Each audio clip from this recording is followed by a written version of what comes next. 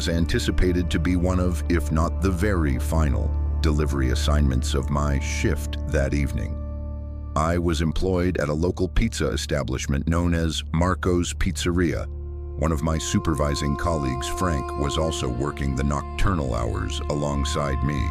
It was his responsibility to designate which delivery tasks each of us would undertake. We received a request for a pair of standard pizzas. He furnished me with a slip of paper detailing the precise address and the customer's contact telephone number. This incident transpired in 2009.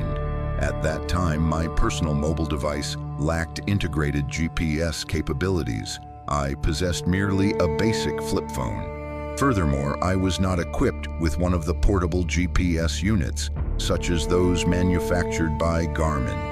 Consequently, I was still reliant upon an antiquated atlas of physical maps to ascertain my routes when executing deliveries. The designation of the thoroughfare where the dwelling for which I was performing my ultimate delivery assignment bore a resemblance to the name Willows Road. While the specific house number escapes my recollection, as does the name provided for the order, I vividly recall encountering significant difficulty in locating the premises. The location was situated within a profoundly rural township, characterized solely by extensive stretches of woodlands, agricultural fields, and further forested areas. The absence of illuminating streetlights compounded the challenge. On several occasions, I was compelled to pull my vehicle to the side of the road and activate the internal cabin lights in order to re-examine my map. It invariably proved to be a highly anxiety-provoking circumstance whenever I failed to locate a particular residence. I found myself traversing a remarkably secluded, dimly lit, and disorienting thoroughfare when I resolved to simply dial the phone number inscribed on the paper handed to me by my supervisor. The telephone emitted ringing tones numerous times. It appeared evident that no answering machine facility had been configured for this line. It must have continued ringing for approximately 10 repetitions before an individual finally answered the call. I then paused, anticipating a greeting from the other party. When no verbal acknowledgement was offered, I initiated contact by saying hello. Subsequently, a voice from the opposite end echoed my greeting. The voice was characterized by a low, profound, yet strangely gentle timbre. I then articulated, "This is the pizza delivery person. I am simply encountering difficulty in locating your premises." He elucidated that his access path was quite unobtrusive and bore the appearance of a mere unpaved track. He spoke in an exceedingly deliberate, unvarying vocal tone as he detailed the environmental features surrounding his driveway, assisting me in its discovery. Ultimately, I succeeded in my search. I maneuvered my vehicle onto this rather restricted earthen lane.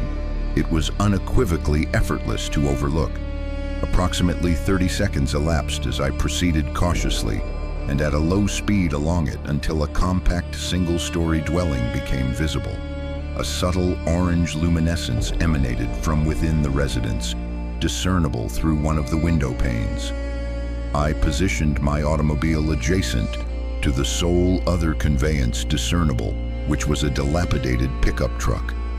Retrieving the pair of pizza boxes from the passenger side, I proceeded towards the main entrance of the house. I searched for a doorbell mechanism but found none, whereupon I rapped upon the door. I could discern muffled musical sounds originating from within the dwelling. Subsequently, I detected the approach of footsteps towards the entryway, which then ceased. After perhaps a 10-second interval, the door slightly ajar, revealing a mere fraction of an individual's countenance.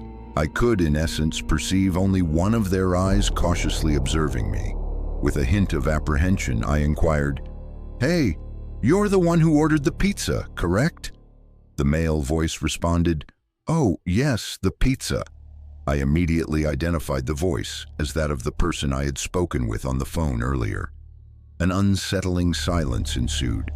Unsure how to proceed, I simply asked, "Do you have the money for the order?" He replied, "Yes, allow me to retrieve it." He then moved away from the door, and I heard his steps receding into an adjacent chamber. Exceedingly vintage music, seemingly from the 1930s, was audible, imbuing the already peculiar atmosphere with an additional layer of eeriness. At that moment, the door began to gradually creak open independently, progressively exposing more of the faintly illuminated chamber within. The entire internal appearance of this abode conveyed an extreme sense of antiquity. Sheets of metal lay upon the floor, ostensibly concealing apertures. The sofa appeared to originate from a bygone century. Indeed, all the furnishings presented a similar ancient aesthetic. Furthermore, the music emanated from a vintage-style phonograph, specifically one equipped with a large horn-shaped amplifier positioned at its apex. This constituted the full extent of what I initially perceived by merely furtively glancing inside the dwelling. Yet what proved genuinely unsettling was the pervasive odor. A smell akin to decay or death permeated the air within. I patiently waited, out of politeness, for the individual to re-emerge with the payment from wherever he had gone. After a sufficient duration had elapsed that the situation began to feel increasingly strange, I tapped gently on the already open doorway, peered inwards, and uttered, "Sir?" The man's voice responded from an adjoining room, inquiring, "Yes, would you be so kind as to come into the kitchen, please?" My colleagues and superiors consistently cautioned against entering a customer's private residence unless absolutely necessary. Such counsel appeared particularly pertinent under these specific conditions. Despite clearly comprehending the man's request, I nevertheless asked, "Could you please reiterate that?" He promptly repeated, "Would you mind stepping into the kitchen, if you please?" I proceeded to enter, and I genuinely experienced a sensation as though my very feet might break through the flooring. The structure was of such extreme age that the floorboards visibly yielded slightly under my weight as I navigated the space. The internal layout of the house was notably linear. To my right, I observed the entrance to the kitchen, from which his voice had originated. To my left, a confined corridor extended, featuring a series of doors positioned along its right-hand side. At the termination of this passageway, an individual stood with his back towards me, performing a slow, deliberate dance in the most unsettling manner conceivable. The man appeared to be feeling himself, not in the sense of possessing self-assurance, but rather physically caressing his own form as he executed these highly disquieting motions. Under any other conditions, I might have found amusement in the spectacle, but I was instead profoundly unsettled by the nature of the dwelling I had just entered. I averted my gaze, directing my attention towards the kitchen, still clutching the 2 pizza containers. I advanced several paces in the direction of the kitchen before I even became aware of another person peering stealthily around the partition that delineated the kitchen from the main living area. It was the same man's countenance once more, still revealing only approximately a quarter of his face, with just one of his eyes unsettlingly fixed upon me. The sole thoughts that occupied my mind at that instant were, what on earth is happening? And should I simply depart? I reiterated my earlier question from the front door, inquiring again if he possessed the requested payment. The man offered no verbal reply. He began to emit a soft, almost imperceptible giggle, or perhaps I am uncertain how to categorize the sound, as the laughter was remarkably low in vocal register, yet simultaneously so delicate and understated. Subsequently, he loudly exclaimed the name Randall, his voice startlingly amplified and far more authoritative in inflection than his prior quiet, unvarying articulation. My tolerance for bizarre occurrences had reached its absolute threshold. I pivoted and commenced my retreat towards the main entrance. As I cast a final glance down the corridor, just as I was about to step outside, I observed that the individual who had been dancing mere moments before was now simply standing motionless, observing me in return. I exited through the main doorway, securing it firmly behind me. I swiftly returned to my vehicle, for reasons unknown still clutching the pizza boxes. I deposited the pizza containers onto the passenger seat and re-entered the car with the utmost haste. As I began to reverse my automobile to maneuver past the adjacent pickup truck, intending to execute a three-point turn, I instinctively glanced back at the house. To my dismay, the front door stood completely ajar once more. My heart rate accelerated even further at the unsettling notion that one of the individuals might be positioned outside my vehicle, poised to attempt the opening of a car door. Perhaps they were, a truth I shall forever remain ignorant of. Nevertheless, I successfully navigated my automobile down the unpaved driveway and rejoined the main road. My obligation was to return to the pizza establishment. I contacted Frank to apprise him of the incident. He did not express anger towards me. Upon my arrival back at the pizzeria, a wave of laughter swept through the group as I recounted the events. I can truthfully comprehend how the situation might appear humorous when related to others, yet it was far from amusing at the time it occurred.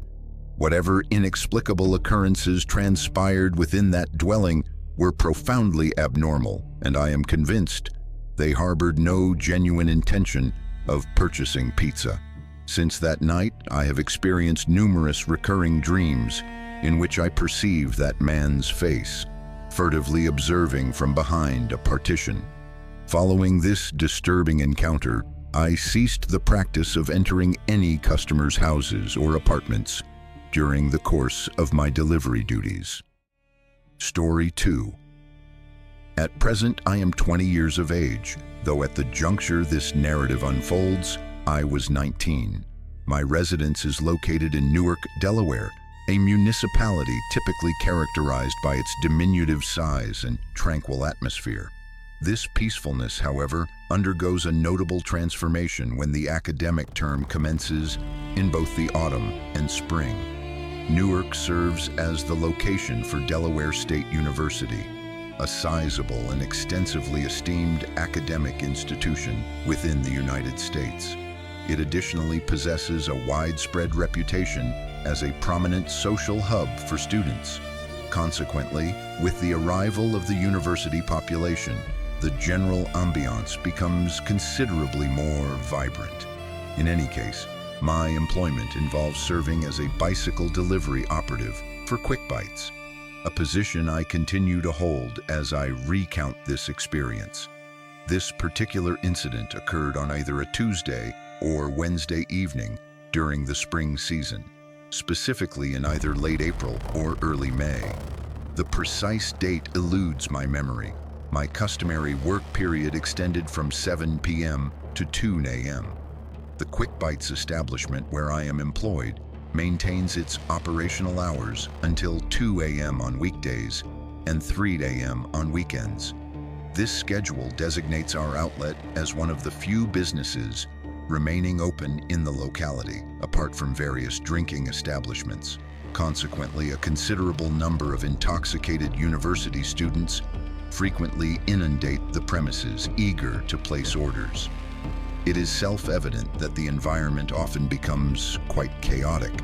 Delivery requests would also surge in an overwhelming manner, which, though frequently vexing, reliably translated into substantial gratuities. Hence, I consistently tolerated the circumstances. This particular night marked my final working period for that shift. Precisely as 2 a.m.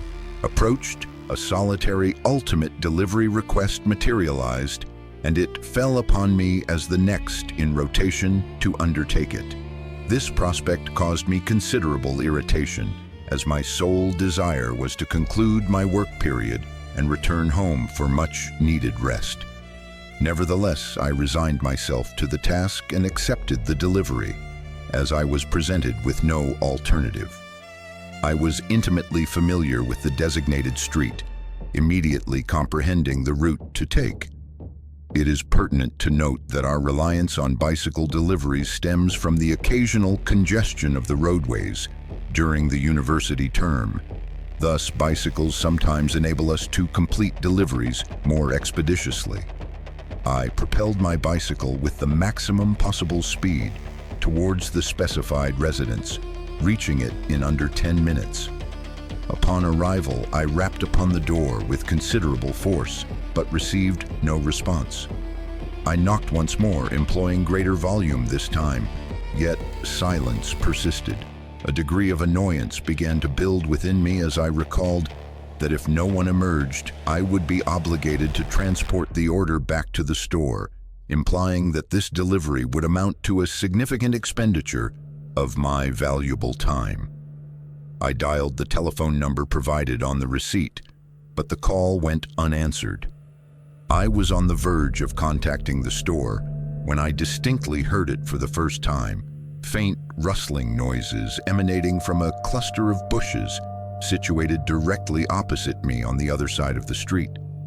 My initial assumption attributed the sounds to the wind. However, I chose to investigate regardless. Upon doing so, I experienced a sudden lurch in my stomach as an intense sensation of apprehension permeated my being. I discerned the obscure outline of an individual directly opposite my position within another person's garden, crouched low behind a scattering of bushes.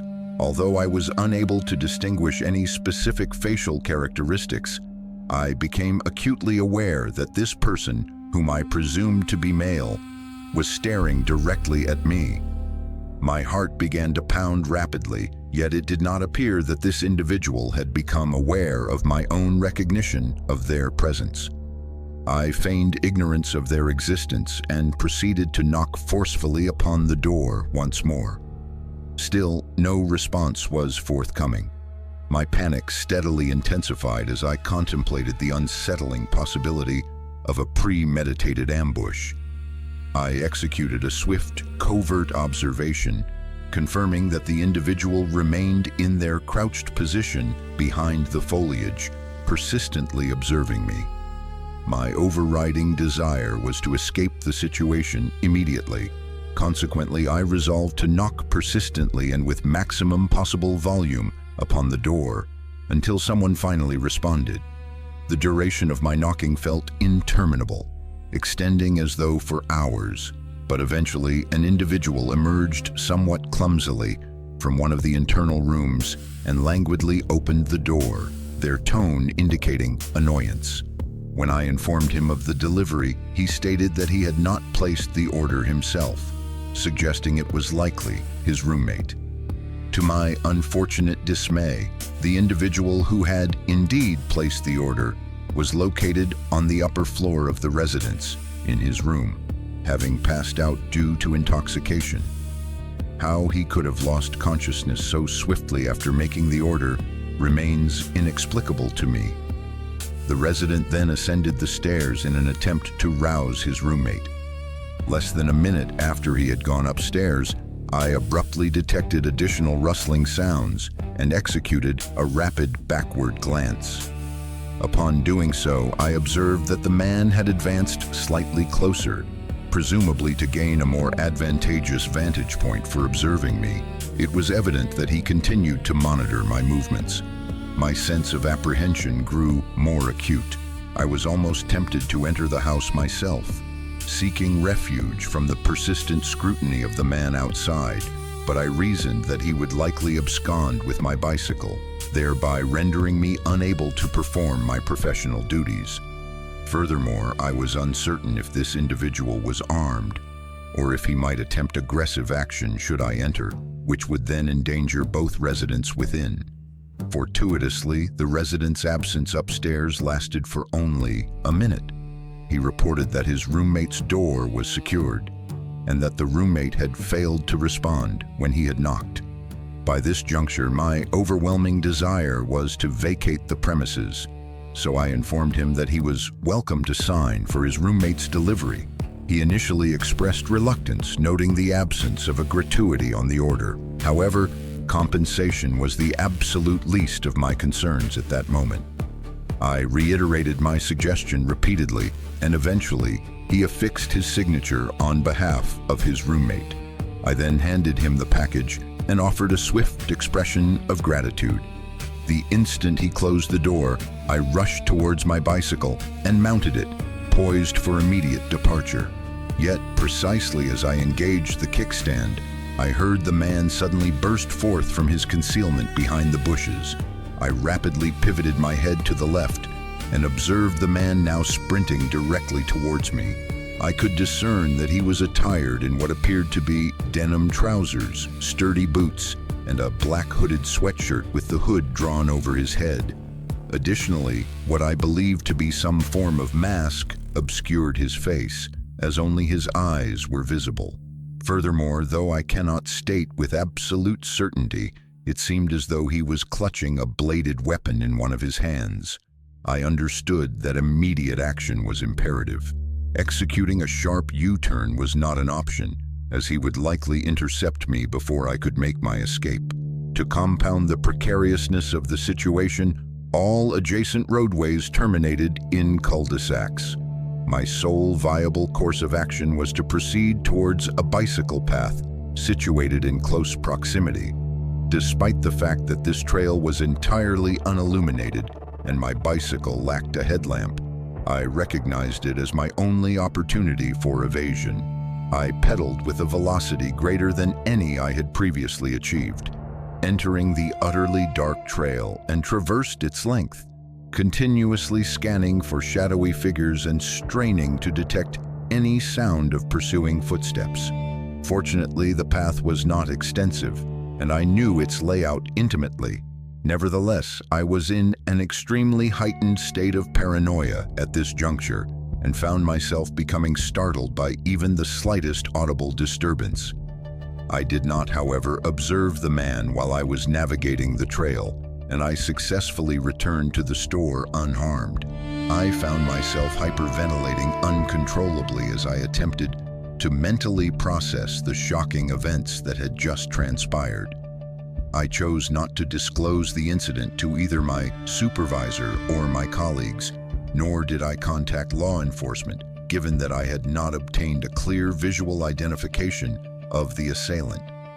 I simply gathered my belongings, clocked out of my shift, and proceeded to my automobile, stowing my bicycle in the trunk.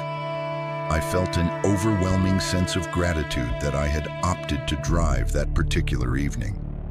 I reached my home securely, confirming that no one had pursued me, and that concluded the disturbing episode. I never again encountered the mysterious individual. His intentions remain unknown to me, whether he sought merely to commit robbery or something far more sinister. I have not undertaken another midnight shift since that night. Furthermore, I now routinely carry nunchucks on my person whenever I perform any form of nocturnal work shift.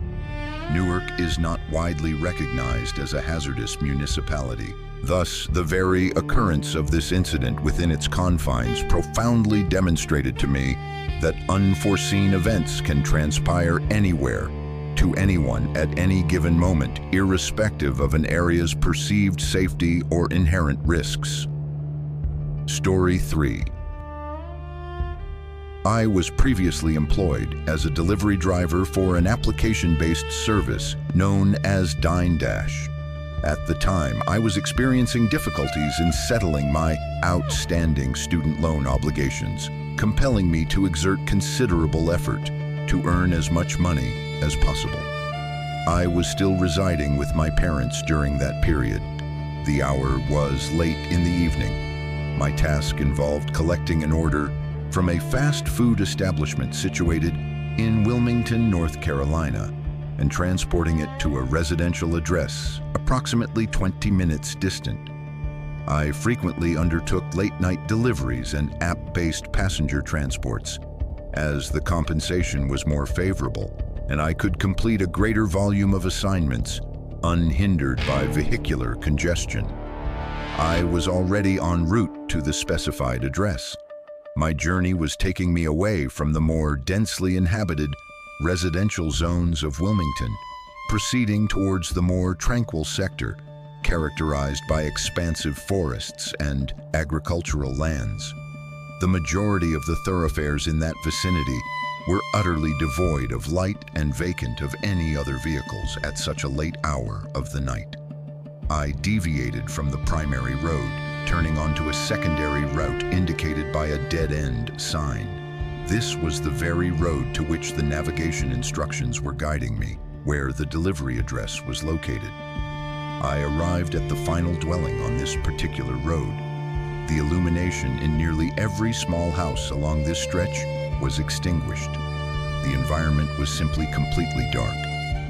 Even the residence to which I was scheduled to deliver the sustenance was similarly unlit. I was compelled to maintain my vehicle's headlamps, illuminated simply to perceive my surroundings.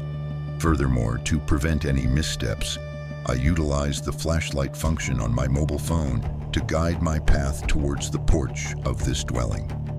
I am being truthful when I state that not a solitary light was activated. I even sensed the tall, untended grass brushing against my lower legs as I approached the main entrance. The entire situation felt profoundly disconcerting. I depressed the doorbell button, but no chimes sounded, prompting me to knock instead. The customer had designated their delivery instruction as contact delivery, which necessitated my physical transference of the order to the recipient.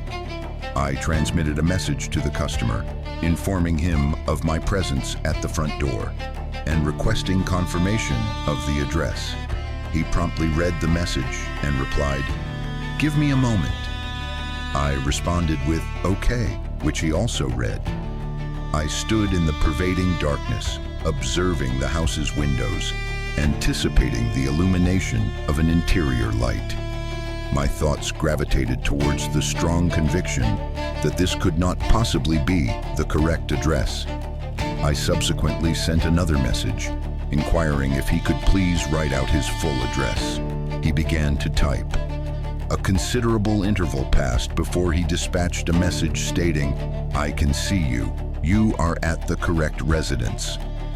The subsequent realization that struck me was the complete absence of any other vehicles anywhere in the vicinity. This detail introduced a profound sense of illogic. I then requested the customer to verify the type of automobile he observed outside. He responded by indicating that he could perceive my light. While this largely corroborated my presence at the accurate address, it did not diminish the unsettling nature of the situation. I began to cautiously distance myself from the house's entrance, simply because I wished to avoid being directly in front of it, should they open the door. However, the door remained firmly shut, regardless of how many messages I sent to the customer via the DineDash application. I began to entertain the suspicion that this might be a ploy designed to acquire food without payment. Then an audible voice emerged from the enveloping darkness around me. It was a male's voice calling out, "Over here!" I commenced sweeping my flashlight in all directions, endeavoring to illuminate whoever had just spoken. I then verbally announced, "I am depositing the food on the front porch, right here." I possessed no knowledge of whom I was addressing, nor could I visually identify them. I was filled with terror that I was on the verge of an assault. Consequently, I returned to my vehicle at a measured pace, deliberately avoiding any actions, such as running, that might attract further notice. Upon reaching my automobile, I detected a distinctive hissing sound of escaping air, which I instantly identified as emanating from a punctured tire. I inspected the situation and observed that both tires on the left flank of my car had been slashed and were rapidly losing air. I could only surmise in that immediate moment that the corresponding two tires on the right side had similarly been incised. I entered the vehicle and, as my immediate priority, secured all the doors. Concurrently, the dashboard displayed low tire pressure warnings for all four tires. A profound sense of panic began to engulf me. I deliberated between two courses of action, either contacting the police and remaining inside the car, or attempting to flee on foot into the darkness towards a nearby residence. I was on the verge of selecting the latter option. I extinguished the headlights of my automobile and was preparing to exit the vehicle when I suddenly perceived an individual standing outside my window. I emitted a guttural scream of absolute terror and then fully comprehended that at least 4 persons were positioned around my car, with one individual stationed at each window. They all had on masks covering their faces. I was completely encircled. One of the figures vehemently commanded me to exit the vehicle immediately. I was uncertain whether any of them were armed with a firearm, and I realized that if they were, by the time I managed to start the car and attempt to drive away on 4 deflated tires, I would already have been fatally shot. I shouted through the closed window, inquiring if their sole intention was to perpetrate a robbery. In response, one of them stated that if I surrendered all my possessions, they would permit my departure. I conceded to their demand and proceeded to unlock the door.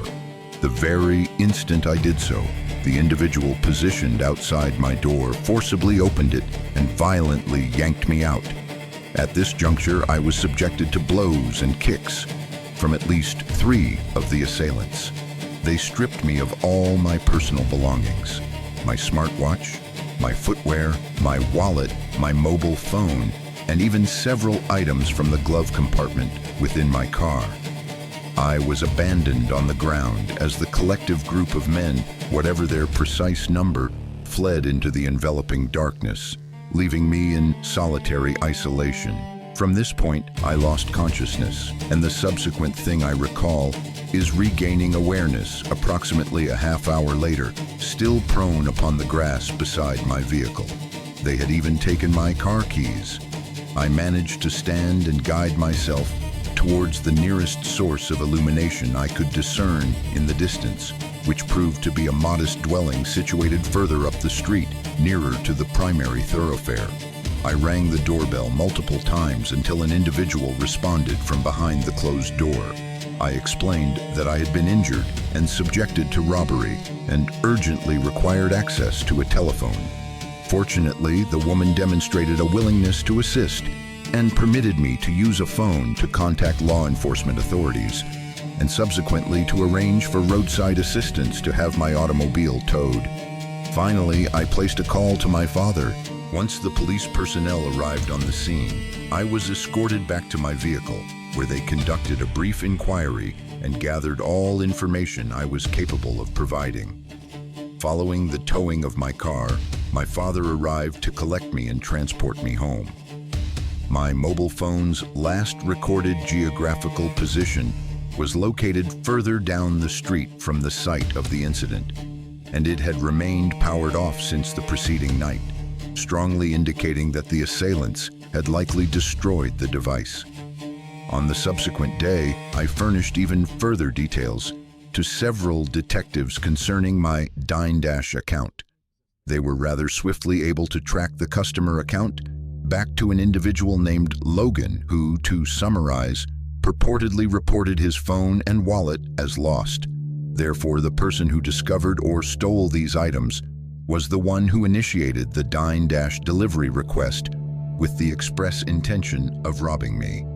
Fundamentally, my assertion is that the perpetrators of this crime were successful in evading capture. The property they utilized as the setting for this ambush was a vacant house listed for sale. While my automobile's tires were covered by my insurance policy, all other losses I personally bore. This experience proved to be both painful and financially costly, yet it also imparted a crucial and valuable lesson: never again to exhibit such naivety in similar circumstances. I suspended my delivery work for a period of several months. Subsequent to that hiatus, I resumed undertaking deliveries, confining my shifts exclusively to daytime hours.